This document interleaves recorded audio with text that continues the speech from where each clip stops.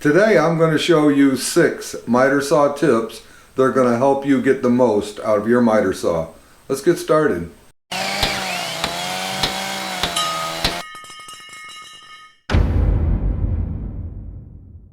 Hi everybody, I'm Jim Dierdorf and this is Detroit DIY. Tip number 1, before we get started with any project, we just want to quickly check the accuracy of our miter saw. This is easy to do. I've got a scrap piece of 1x6 right here. I'm just going to take a little slice off of it.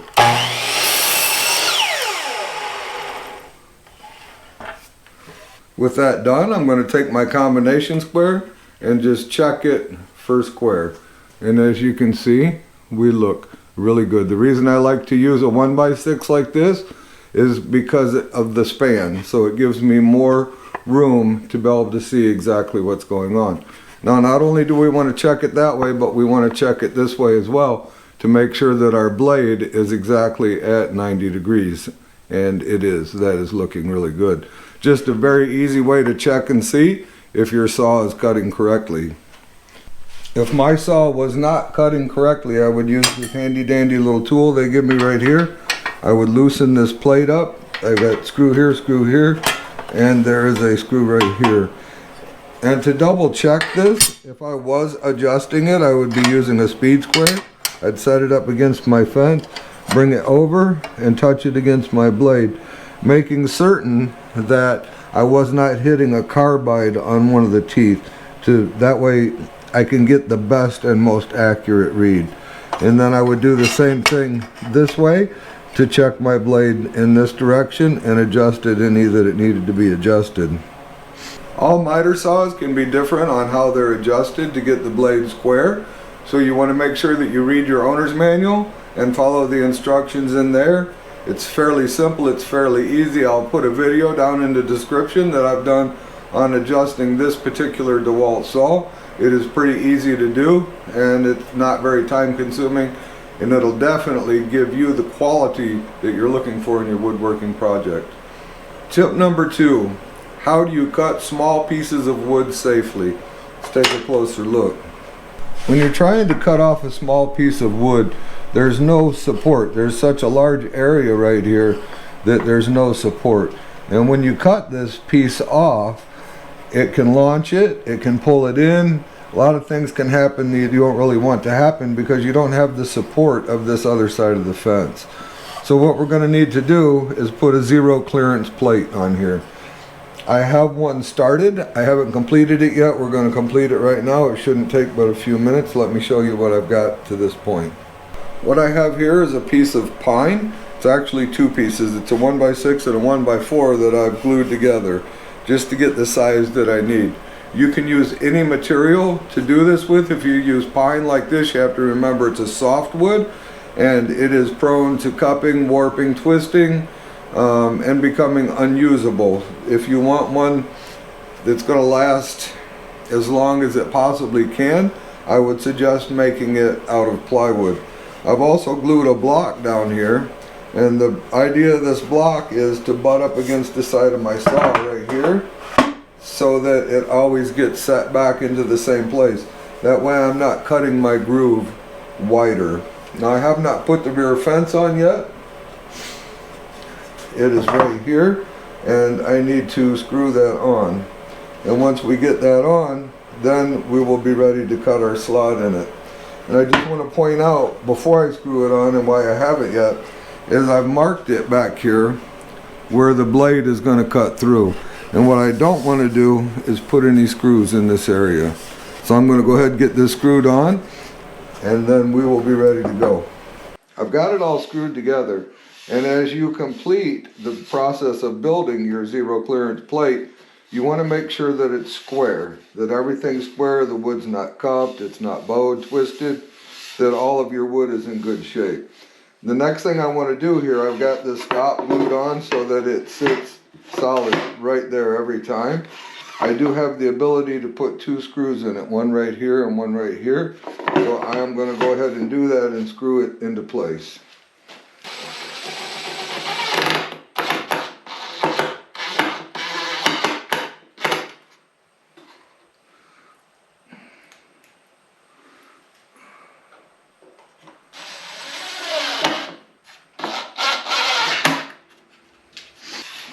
There we have it. We are sitting on there very nicely. Now what we want to do is go ahead and cut our slot in it.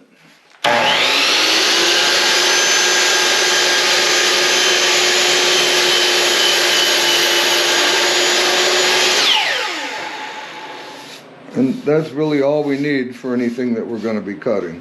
Now it's ready to be used.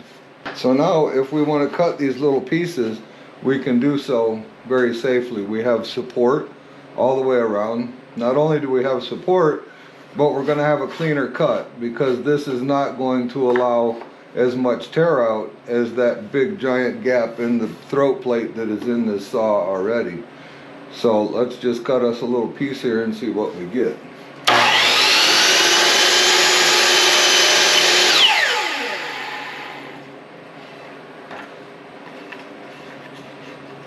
And here it is. And as you can see, it is pretty clean. Even the piece that we cut, we have no tear out on the bottom, we have no tear out on the back side, we have no tear out at all. A very, very clean cut. So if we're cutting multiple small pieces, maybe not this small, but we need to securely hold this board each time that we make a cut and keep our fingers at a safe distance.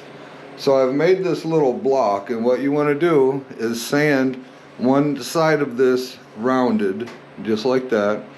I've glued a paint stick to it, and I've used some double face tape to secure a little bit of 150 grit sandpaper on there. And this works out really nice because you can set it right here tight against the wood, and you can apply a little pressure right here. You see how it kind of bows down. Let's get a closer look. You can see as I press on it right here how it's applying pressure on the wood. And that is enough pressure to hold this securely in place while you cut it.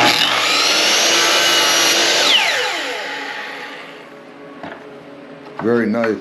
And you can get smaller and smaller. I can take it all the way over here and just cut the littlest of pieces and still secure this very nicely.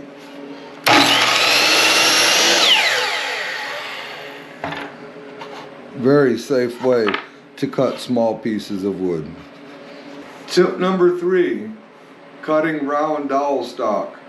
Round dowel stock, you are still going to need to use this zero clearance plate to cut this round dowel because you'll need that support. Most of the time you're not cutting these very long and you need that support in here to hold them in place.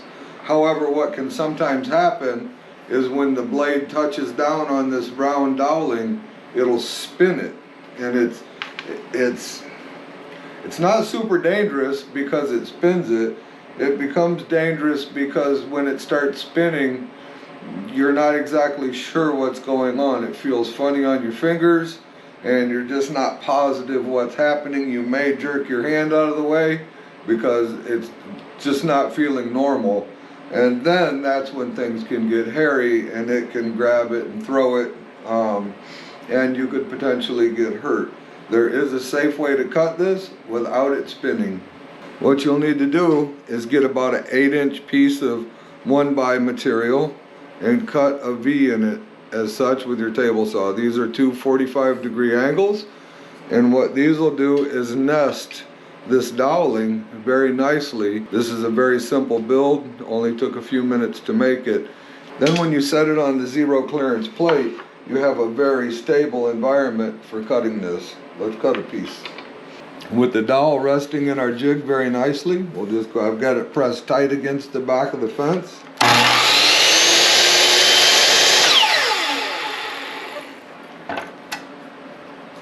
It did not attempt to spin it in the least.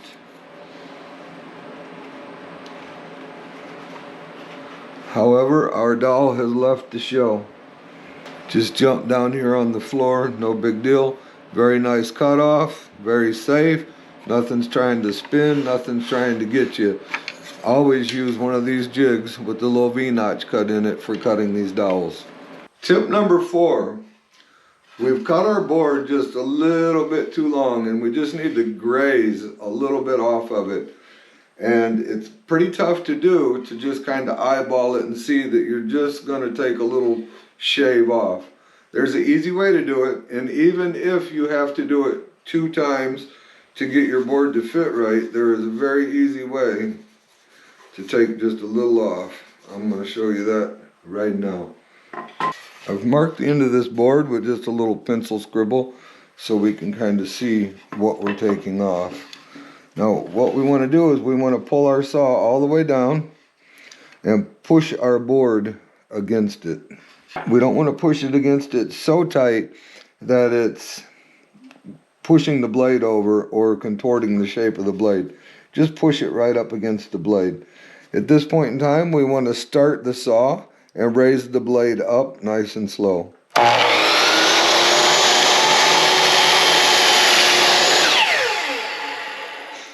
You could hear it removing some material, and as you can see, all of our scribble lines are gone.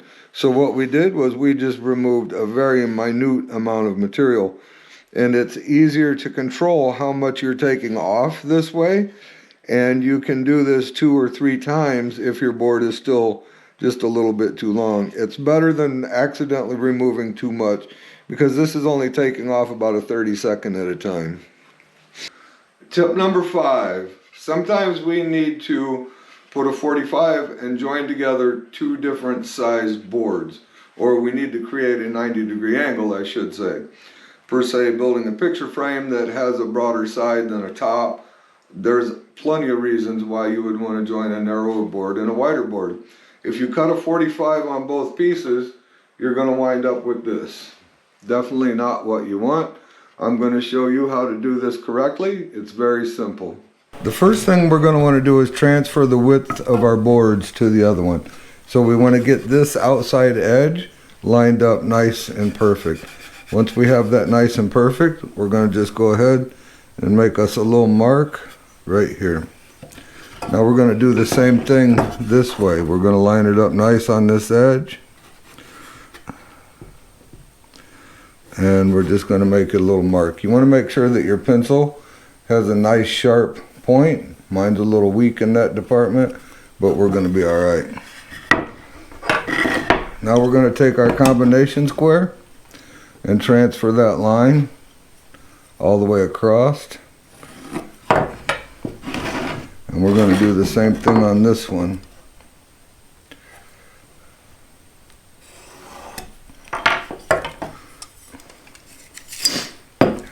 Now to figure out our angle, we just want to go from the corner of our board to the corner of this line. Once we've got that, we'll take our pencil and draw that line.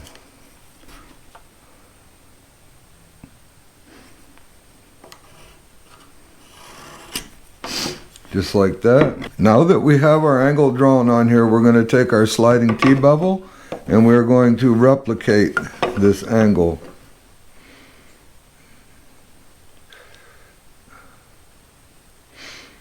And that is looking pretty good right there. Now we could take this over to the miter saw and set the miter saw with the T-Bevel. So I can tell you right now, my miter saw is not going to cut this angle. And that's tip number 6. So we're going to use the Sawset Pro to figure out exactly what this miter is. Now we're not doing a double miter. We are, but we can't use the double miter scale on the Sawset, because when the Sawset talks about double miters, these are equal miters to make one angle, and we're not using 2 equal miters. So we have to go over to the single miter side. And on the single miter side, we line our T-Bevel up right with this line right here, just like that. And it's telling me that it's 55.5 degrees. So 55.5, my saw is not going to go there. It only goes to 52. So let's get going on tip number 6 so we can cut 55.5 degrees. You're going to have to roll with me for a minute here, because tip number 6 is going to allow us to do tip number 5. So we want to wipe off any excess dust from the ends of our miter saw. Using double face tape, I just want to put a little strip right here. Don't want to get on my turntable.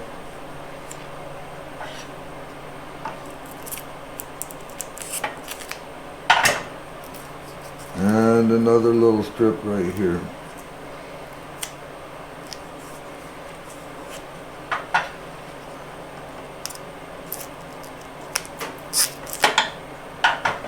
I'm going to do the exact same thing on this side. So before I make the jig to cut my 50, it's actually 56 degrees, I want to go ahead and get this one cut. And this is 35 degrees. So I'll get this one cut out, and then we will get that on and get the 56 degrees cut out.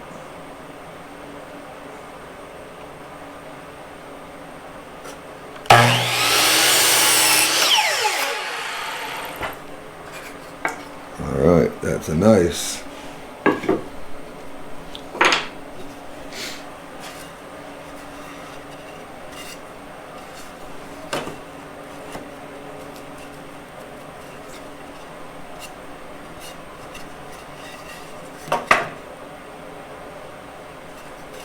So now we want to go ahead and get the backing pulled off of this double face tape.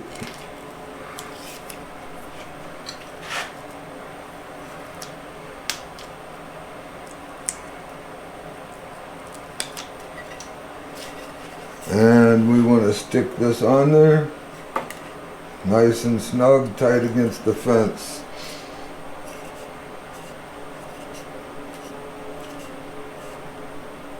Just like that. Now I want to set my saw to 45 degrees. And I'm going to cut it.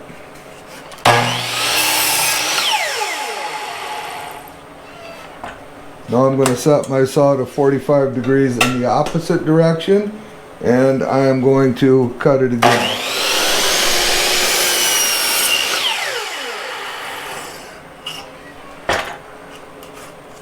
And there we have it.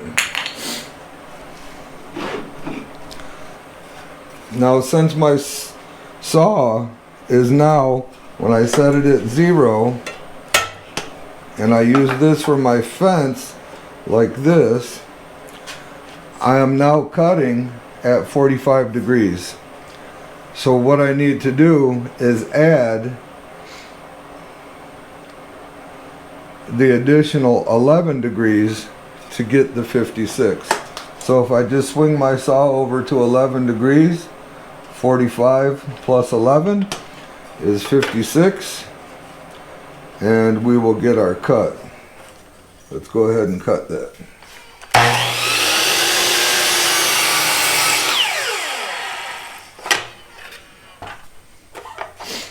So I've just cut an angle beyond the capacity of my miter saw by using this simple little jig. Very easy, very good way to get accurate miters that are beyond the ability of your miter saw. Now as you can see with those cuts complete, we have a very nice miter that is equal all the way across by using the two separate angles. And there we have it, 6 miter saw tips that you need to know. These tips will make your life so much easier. You won't be ripping your hair out trying to figure out how to do this stuff. If there is anything that you would like to see out of these 6 things in more detail, please leave it in the comments. I will gladly make a full-length video on any one of these processes if you guys so desire, or you would like to see that or any one part of it. I know I've said it a million times, but I absolutely love my Sawset miter protractor. You use it in conjunction with a T-Bevel, and it makes your life easy. You're not ripping your hair out trying to figure out how to get your saw set to the exact angle that you need. This tells you exactly what it is, no math required. If you haven't subscribed yet, I would greatly appreciate it if you would consider doing so. That's all we got for this time. If you enjoyed yourself, click on the video or the playlist that's going to pop up next to me. And remember to always respect the power of your power tools. We'll see you soon.